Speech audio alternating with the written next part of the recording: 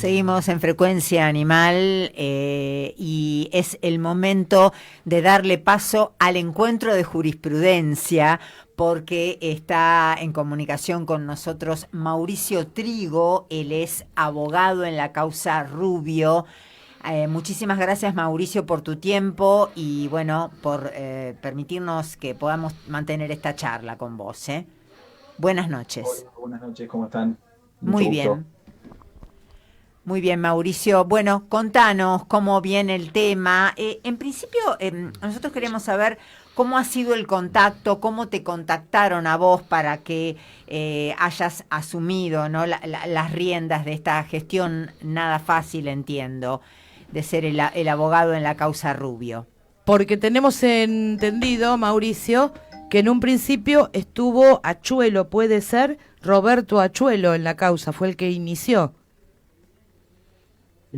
A ver, hay toda una serie de circunstancias ahí que a veces no tiene ni siquiera mucho sentido aclarar, pero la causa, el hecho en realidad generó tanta conmoción que empezaron llamados, mensajes, todo explotó. Este caso traspasó las fronteras de lo imaginable y de lo inimaginable, es decir, como decían hoy, eh, se recibían mensajes desde Venezuela, Colombia, Ujú. desde Barcelona, desde Francia, desde muchísimos lugares. eh, y lo que había que hacer era actuar rápido, por lo menos en esos primeros instantes. A mí me contactan personas de ahí de la costa, me comentan más o menos qué era lo que había pasado, muy por arriba, muy brevemente. Cuando me dicen, y esto es una cuestión muy técnica, cuando me comentan que el hecho había ocurrido de este lado de la ruta 11, es decir, de lo que es el partido de General Lavalle, yo enseguida entiendo que la causa, inevitablemente por una cuestión de distribución de competencias de las fiscalías del Ministerio Público Fiscal de Dolores, iba a tramitar en Dolores, en la ciudad de Dolores, y no en la costa. Podrá, podríamos debatir un montón de tiempo sobre si es bueno o es malo, pero sabía que eso iba a ser así. Y la decisión fue presentarme enseguida en la fiscalía, pedir tomar vista de la causa, sin que nadie en realidad me contratara, porque la verdad es que yo asumí primero el rol de particular damnificado a título propio, como un ciudadano cualquiera. En ese momento la ley procesal de la provincia de Buenos Aires era un poco diferente a la que es hoy, decía algunas cosas distintas, si quieren después lo explicamos, pero yo sin tener cercanía con Rubio estricta en cuanto a la distancia o al territorio, pude presentarme y asumir el rol de particular damnificado como víctima indirecta o colectiva. Y después sí se presentaron las chicas, ya con tiempo y habiendo charlado, conversado y demás, se presentaron las chicas de la acción, de la estación de servicio. Eh, y el doctor Achuelo, lo que yo tengo entendido, no tengo contacto con él, pero sí sé que él lo que hizo fue en el momento de realizar la denuncia, el hecho ocurrió el 13 de agosto y la denuncia se hizo el 15 de agosto del 2019. Tengo entendido que lo que Achuelo hizo es acompañar a las personas que fueron muchas. Todos querían denunciar el hecho o todos querían ser testigos del hecho, todos querían tener algo que ver con esta causa, una vez que se había tomado la decisión de denunciar, y los acompañó, entiendo, a la sede de la fiscalía. Después que yo hiciera las presentaciones y demás, hubo alguna otra presentación del doctor Achuelo, pero después, digamos, la causa la tramité casi un 95% enteramente como particular damnificado yo y con las chicas de la estación de servicio. Ajá, bien, bien. ¿Y se sabe el nombre del abogado defensor de Adrián Rodríguez? Adrián Rodríguez tuvo dos abogados defensores en realidad. Esto es una cuestión que es pública y surge incluso hasta de algunas resoluciones, así que no hay ningún inconveniente en esa mención. Primero tuvo como defensor, siempre fueron defensores particulares, nunca tuvo, desde que se presentó por lo menos, nunca tuvo defensor oficial. En un primer momento fue el doctor Agustín Cepero, que es matriculado también acá en el Colegio de Dolores, y luego, por renuncia, los motivos los saben ellos, no es una cuestión que a mí me incumba. eh, Justo antes de una de las fechas de debate, este juicio, esta causa tuvo más de una fecha de debate propuesta, fijada y que se debió suspender. Ah, ¿debido a Eh, qué, Mauricio? ¿Cómo? ¿Debido a qué se debió suspender?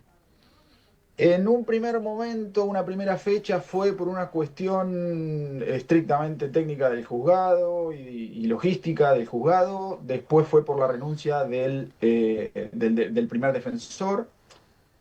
Y la tercera no es que se suspendió, sino que quedó sin efecto porque se llegó a un juicio abreviado, es decir, a un reconocimiento de autoría y de pena firmado ante el juzgado. Ajá. Pero en ese interín, en la segunda fecha de debate, cuando renuncia un abogado para que asuma el otro, por eso se suspende, tiene que tomar conocimiento de la causa. El que asume, que fue el que estuvo hasta el final, es el doctor Juan Francisco Caraccio, también matriculado acá en Dolores. Esos fueron los dos defensores que tuvo Rodríguez en esta causa, por lo menos, que es la que yo conozco. Bien, y con respecto al decomiso de la camioneta, que se Ujú. hizo en un principio, ¿no es cierto? Después se la devolvió. Porque Sí. tengo entendido que hay que esperar a que se haga efectiva la condena No. A ver, para decomisarla. ¿Puede ser? transcurrieron 6 años de esto, entonces hoy ya podemos hablar de sentencia con condena firme, podemos hablar de bien decomisado que está próximo a o subastarse o entregarse a una protectora, eso A está por eso iba con la decidirse. pregunta, sí. Pero la verdad es que eso fue todo un tema. Cuando yo advertí que el hecho se había cometido con una camioneta, con un vehículo automotor, lo primero que asumí fue el comprometerme con el pedido del decomiso. ¿Por qué? Porque ha habido casos, podemos citar un montón, pero ha habido, por ejemplo, desde el 2015, el caso de Poli, una perra que era arrastrada con una camioneta Galloper en Mendoza. Fue uno de los primeros, no fue el primero, pero fue uno de los primeros cánidos declarados sujeto de derecho y considerado como sujeto de derecho, como titular de derechos a título propio, digamos. Eh, y la camioneta siguió en poder de su maltratador. Después hubo otros casos en Neuquén, en Cipolletti, y siempre se trataba de terminar el caso, la causa, con una suspensión de juicio a prueba o con un juicio abreviado o incluso con una sentencia condenatoria, generalmente con condena de cumplimiento condicional por la baja pena, pero sin hacer ni siquiera un debate sobre si procedía o no procedía el decomiso de esos vehículos. En este caso yo lo que asumí desde el primer momento y cuando me enteré de cómo había ocurrido el hecho fue eso. El vehículo fue el arma que utilizó el delincuente para cometer el delito. Por lo tanto, si en un caso de homicidio yo decomiso el arma por más que la destruya, si en un caso de tráfico de estupefacientes yo decomiso la droga para quemarla, la camioneta en este caso tenía que ser decomisada. Y fue el primer caso en el que se logró un decomiso, un caso de maltrato animal, ¿no? En otros casos sí, es mucho más habitual el decomiso. Claro. Pero en este caso fue el primero en el que se decomisó la camioneta. En un primer momento lo que ocurre es el secuestro como medida cautelar hasta que se hagan las pericias, se reconozca la camioneta, se determine si fue esa o fue otra.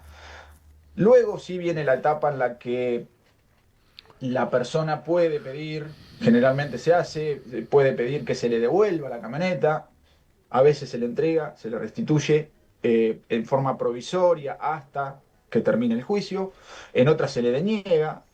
Yo recuerdo que en ese momento fue diciembre del año 9, cuando estábamos peleando la devolución o no de la camioneta y yo interponía recursos desde Salta, estaba en una jornada nacional de derecho animal y desde Salta estaba interponiendo recursos para, esto es lo que facilita la tecnología y los expedientes electrónicos, interponiendo recursos ante la Cámara de Dolores para que no devuelvan la camioneta.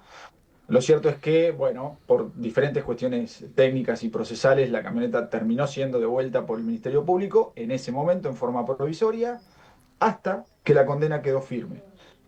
La condena quedó firme con varios recursos, es decir, hubo sentencia de primera instancia condenatoria, se recurrió por la defensa a la Cámara de Dolores, la Cámara de Dolores confirmó la condena, se recurrió a la Suprema Corte de la Provincia de Buenos Aires, la Suprema Corte rechazó el recurso, se intentó ir a la Corte Suprema de Justicia de la Nación, se le declaró inadmisible la vía, esa vía recursiva tan extraordinaria, y ahí es donde quedó firme la sentencia de condena, ahí es donde insistí nuevamente con traigan la camioneta, desapodérenlo de la camioneta, y esa camioneta tiene que ser subastada o entregada a, a ONGs. Bueno, en esa parte estamos ahora con respecto a la camioneta AMAR. Bien, pero tengo entendido que fue de muy buen tino lo tuyo, ¿no? Estuviste muy astuto con esto de la decomisación. Fue una muy buena estrategia tuya. Lo peleé desde el primer momento porque eso era parte de la... A ver, cuando uno habla de sentencias, de condenas, de justicia, es como que mezcla un poco muchas cosas, valores, con principios, con una justicia humana que muchas veces, en muchos casos, deja sabor a poco. Y acá se jugaba el reconocimiento del derecho a la vida, a la dignidad y a la imagen, como bien mencionaron ustedes. Hay anécdotas incluso con la imagen de Rubio, con el derecho no solo a la libertad de la persona imputada, sino con el derecho a propiedad. Y la verdad es que lo que peleé desde el primer momento fue en que prevalezca el derecho a la vida sobre el derecho a la propiedad o el derecho de propiedad del imputado. Un momentito, pero nada más que tiene también que ver con esto, porque tenemos un mensaje de Héctor Lagomarcino que dice: qué difícil es hacer un comentario en algunos temas, el por qué que esto ocurra y nos hacemos llamar seres humanos. En este caso, qué mal suena, ¿no? 6 años de dolor, de duelo humano, solo queda una palabra: justicia. Solo así Rubio descansará en paz. Y para eso lo tenemos a Mauricio. Exactamente. Derecho animal, Mauricio, Sí, ¿no? Es lo que entiendo, tu zona de injerencia en cuanto a lo profesional, porque dijiste que estuviste en Salta en una jornada dedicándote a esto y otros casos similares al de Rubio, de maltrato y de muerte de animales, ¿te ha pasado? Sí. A ver, yo a veces tengo que aclarar un poco cuál es mi posicionamiento, mi mirada, porque eh, quizás no empecé como el común, no tengo el común denominador por ahí eso no me hace ni mejor ni peor, pero del resto por ahí de los abogados que se dedican a esto, no soy tampoco el único, pero no es lo más común de encontrar. Claro. Iniciarse uno como proteccionista, después como abogado, después como docente, entonces todo ese bagaje va empezando a dar una formación, y hoy la verdad es que sí, el compromiso con el derecho animal y con los derechos de los demás animales es pleno, hoy y desde que empecé con esto. Hace muchos años que venimos con muchos abogados, cada vez son más, organizando jornadas, participando en jornadas.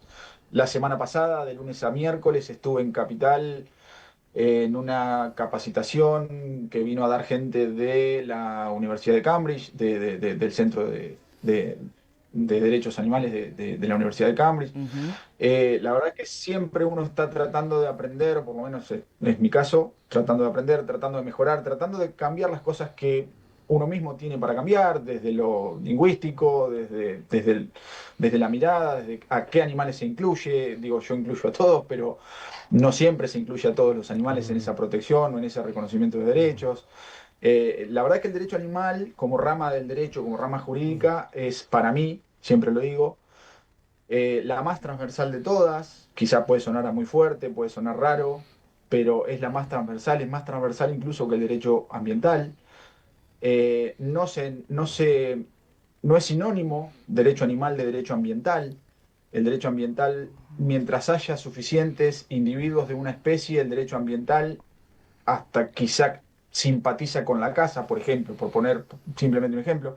En cambio, el derecho animal lo que hace es intentar reconocer y proteger y garantizar los derechos de cada uno de los individuos, no de la especie.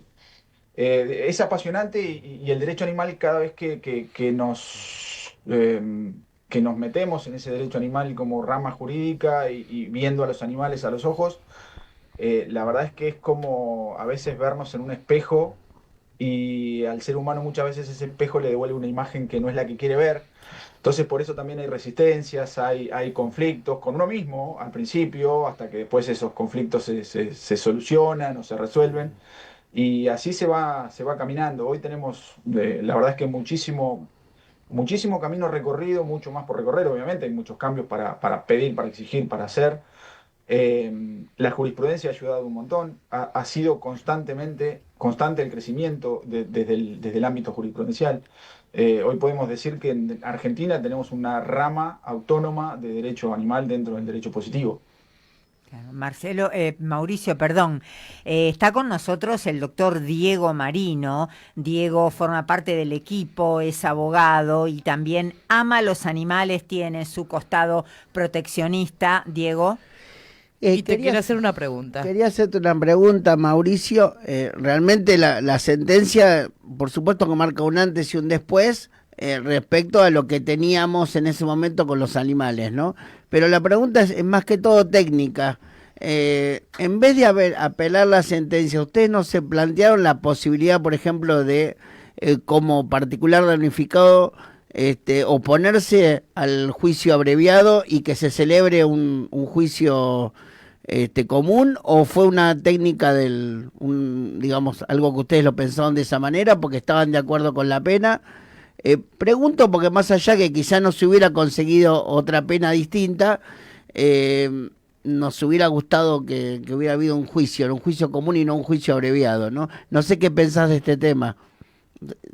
A mí también, y la verdad es que es mucho lo que se puede hablar, incluso podemos tener visiones distintas en ciertas cuestiones, pero en esto puntual, yo también esperaba el juicio, yo también esperaba el debate, tenía preparado prácticamente todo el debate, lo que era el alegato, lo que era la presentación desde imágenes, tenía todo preparado. eh, pero, a ver, cuando hoy se habla mucho de litigio estratégico en diferentes ramas del derecho, se habla mucho de la cuestión estratégica, esto estamos hablando de hace unos cuantos años atrás, así como fue estratégico lo de pelear por ese decomiso de la camioneta, que era algo que no ocurría, también fue, en definitiva, estratégico el hecho de sentarse con el fiscal y con la otra parte, y en ese medio de venir peleando por el decomiso y pelear por otras cuestiones, incluir dentro de ese acuerdo de juicio abreviado la camioneta como bien a decomisar. ¿Por qué no se llegó al debate? Porque, a ver, uno sabe, bueno, es una cuestión técnica, pero la explico para quien no sepa. Hoy se habla mucho de prescripción, se utiliza mucho la palabra prescripción, sobre todo en esto de los delitos que tienen que ver con la integridad sexual y demás. Si los delitos prescriben, si no prescriben, cuándo son las personas menores de edad, cuándo se suspende o se interrumpe la prescripción y demás, cuándo se puede denunciar, hasta qué momento se puede denunciar. La prescripción es un instituto que opera para todos los derechos y para todas las acciones. Y en derecho penal es un instituto que opera de manera estricta, como todas las normas del derecho penal. En este caso, o en estos casos, como la pena es tan baja, tenemos una prescripción también baja. Y la prescripción de las acciones penales tiene muy pocos actos interruptivos de esa prescripción, para empezar a contar de vuelta los 2 años de prescripción. Cuando nosotros llegamos al momento del debate, el último acto interruptivo antes de la sentencia había sido la citación a juicio. Y eso había ocurrido, en parte por responsabilidad de estas suspensiones de los debates anteriores, había ocurrido hacía más de un año. Entonces, teníamos que llegar a una sentencia y encima que esa sentencia después quedara firme en un plazo breve. Esa fue una de las cuestiones que tuvimos en cuenta cuando cuando se tuvo que hablar de algo que no nos gustaba, que a mí no me gustaba. Yo planteé la inconstitucionalidad incluso en la causa del juicio abreviado. Yo creo que el juicio abreviado, al ser un acuerdo entre partes, no es juicio. Digo, no lo digo yo, lo dicen muchos Sí, es verdad. autores. El juicio abreviado es una negociación en la que la parte imputada, para no hacer el debate oral y no exponerse a todas esas cuestiones que tienen que ver con lo público y con lo oral, negocia el reconocimiento de la autoría, de la materialidad, asume que con las pruebas alcanza y firma una pena, que eso fue lo que más tratamos de fortalecer, la sanción a imponer, y a pesar de firmarlo, después lo apelan. Digo, esto pasa en todas las jurisdicciones de Argentina. Entonces, eso que tiene que ver con el tiempo, que no solo es tirano en televisión y en los medios de comunicación, sino también en los procesos judiciales, sobre todo penales, fue algo que pesó mucho al momento de decir, me gustaría un debate oral, pero si se me prescribe la acción, no voy a tener ni sanción ni debate oral. Perfecto. Entonces, Bien. vayamos Entendido, por sí. acá. Entendido. Sí, sí, sí. Última pregunta, Mauricio, y te agradecemos la deferencia de haber estado con nosotros. ¿Qué se sabe hoy de Adrián Guillermo Rodríguez? ¿En qué estado está? A ver, ¿en qué estado están? No sé concretamente, soy honesto. No de salud, no me No sé. importa, ¿eh? No. No, por eso. Sí sé que procesalmente tiene una medida de coerción, es decir, tiene una prisión preventiva morigerada, es decir, está en prisión domiciliaria, por otra causa, no por la de Rubio. Lo que sí estoy detrás es de que esa causa tenga sentencia y que esa sentencia quede firme, porque eso podría generar la revocación de la condicionalidad en la condena de Rubio y tendría que cumplir todo el tiempo de condena. Además de la causa por la que él estaría, porque esto es información que pasó la Fiscalía en la causa en la que yo estoy trabajando, que es la de Rubio, pero que digo, después de 6 años seguimos con la causa activa por esto de la camioneta, pero además por eh, otras 2 causas que se generaron a partir de la causa Rubio. Una tiene que ver con los daños que la camioneta sufrió al devolverla, es decir, la camioneta se devolvió rota y eso genera una responsabilidad penal porque el depositario de un bien que está sujeto a decomiso tiene que cuidarlo. Pueden pasar cosas, pero no las que supuestamente pasaron, entonces hay una denuncia penal por eso también. Y la otra es a quien tenía, para que se averigüe, se investigue quién tenía que cuidar la camioneta una vez que el imputado condenado la restituyó, porque también pasaron algunas otras cosas sobre el vehículo mientras estaba en custodia de la policía de la provincia. Entonces, digo, todas esas secuelas se derivan de la causa Rubio, que ocurrió por un hecho del 13 de agosto de 2019. Eh, Podríamos escribir un libro con todo esto. Además de todo esto que cuento de la camioneta y de la prisión domiciliaria por otra causa que tiene que ver con amenazas y abuso de armas, creo, así está calificada. Prisión domiciliaria, Eh, discúlpame, ¿dónde? ¿En qué localidad? No tengo los detalles porque los detalles, yo no puedo acceder a esa causa, digamos. Yo lo que puedo hacer es Ajá. pedir yo no trabajo en esa causa porque no tengo injerencia y no tiene directamente que ver con la causa Rubio. Entonces, lo que puedo hacer es pedir informes sobre el estado de esa causa a través de la causa Rubio. Y lo que me informan es bastante poco, bastante breve, además cuesta a veces que lo informen. Entiendo. Así que no sé en qué lugar concretamente. Sí sé que sigue teniendo el domicilio en la costa, sí sé que sigue teniendo domicilio tendría, todavía en Mar del Tuyú. También, y esto sí lo puedo decir, tiene embargado, pesa un embargo sobre lo que era el inmueble en el que funcionaba el local eh, de pesca o de Sí. venta de artículos de pesca, creo. Sí. Ese local, ese inmueble está embargado por un tema de costas procesales de la causa Rubio, que no se cumplieron, así que son un montón de consecuencias. Y yo sé que la gente en su momento lo quería ver arrastrado, un montón de cosas. Entonces ahí, al que ejerce el derecho, se le presentan las dicotomías, los dilemas de queremos venganza o queremos justicia y la justicia es la justicia humana o hay que esperar la justicia divina. Bueno, estamos tratando de que todo esto termine de la mejor manera, que termine siendo ejemplificador. Eh, y por eso es que seguimos luchando. Yo hoy, por ejemplo, tengo también un hecho ocurrido en Lavalle, que es por una yegüita llamada Cecilia, que la mataron con un disparo de un arma de aire comprimido, pero de alto poder. Ahora estoy presentándome en una causa acá en Dolores de una perra pitbull que fue literalmente muerta a patadas, y es difícil, eso es difícil de creer. O sea, el que sabe qué fortaleza tiene un pitbull, sabe que es difícil de matar Sí, un patear. pitbull a patadas. Y sin embargo la mataron a patadas. Por algo que no había hecho, por algo que la perra no había hecho. Esto tiene que ver con la estigmatización, con una norma de la provincia de Buenos Aires y de otras jurisdicciones que estigmatiza determinadas razas. Ujú. Digo, hay un Claro. montón de causas que tienen que ver con animales, no todos son perros. Eh, sí es cierto lo que decía Marcelo Papka hoy. Eh, Mueren millones de animales todos los días por diferentes motivos, diferentes justificaciones, y el derecho animal también trata de abarcarlos a ellos y de reconocerlos como individuos. Esto del CONICET que nos trajo de un día para el otro las imágenes de un fondo marino que desde el gobierno, por una cuestión de divisas, se quiere bombardear para ver si se encuentra petróleo, que saben que ya está el petróleo. Digo, para cuando vienen a bombardear, saben que el petróleo está, entonces lo único que quieren hacer es el trámite formal para extraerlo. Todo eso es lo que se va a romper.